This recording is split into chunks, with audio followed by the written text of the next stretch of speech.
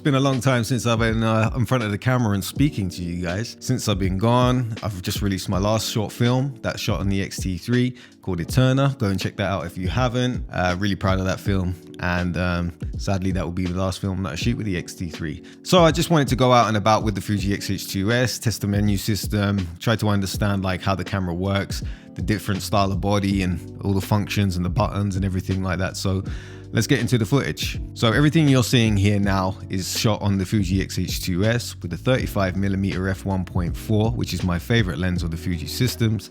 And it was shot in Flog 2 at ISO 1250, which is the base ISO for Flog 2. My initial impressions are with this camera is that I'm really impressed, like majorly impressed. I can see from different stuff that I've shot, the dynamic range is there.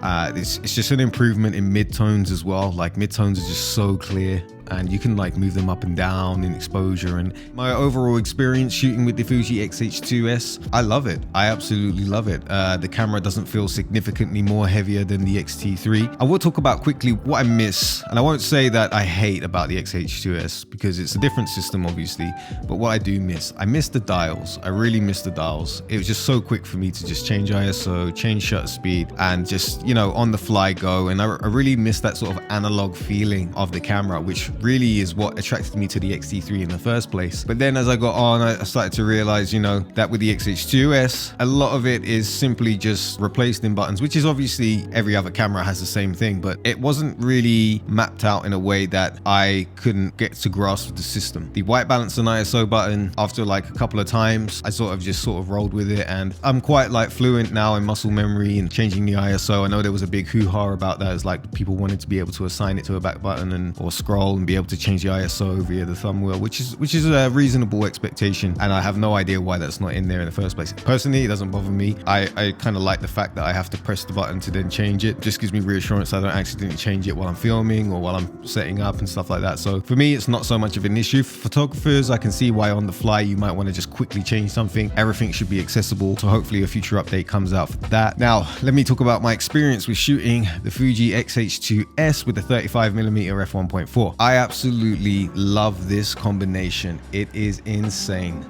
I love the ibis, I really do. I haven't tested the boost modes or anything like that, but the initial impressions are it's really good. And then when you use the software like Final Cut or DaVinci to stabilize it, it smooths it out even further, and it's just so much less more jittery than when you try to like stabilize the footage on a standard camera. You know, there's pros and cons to the ibis. It doesn't work that very well when you're trying to like move quickly, but if you're doing very slow movements with it, it does work pretty well. And I was really impressed with it, and it definitely brings back life into the Fuji 35mm. For me, that's just the classic lens of this system. So nighttime shooting with the XH2S, how was my experience? Well, because of that initial base ISO jump into Flog 2, where it allows us to shoot in 1250, I actually just made everything super simple to shoot. In fact, most of the time I was stopping down to actually get a correct exposure, which was a bit bizarre. I'm used to like opening up wide and stuff like that. So yeah, if you're in like a pretty well lit nighttime city like I am in London, then you're not really gonna have many issues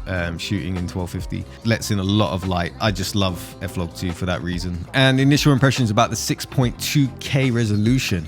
I'm a huge fan. I don't know what it is, but I've fallen out of love with 16:9.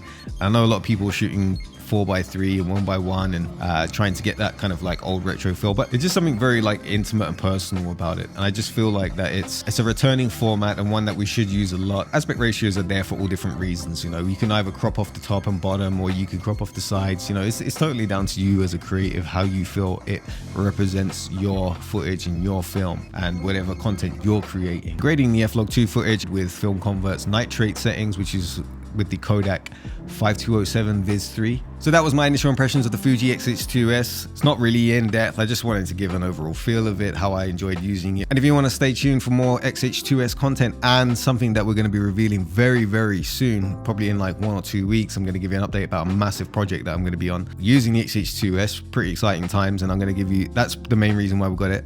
I'm going to give you some more information about that. Stay tuned. As always, I'm Alps Lifey. Peace.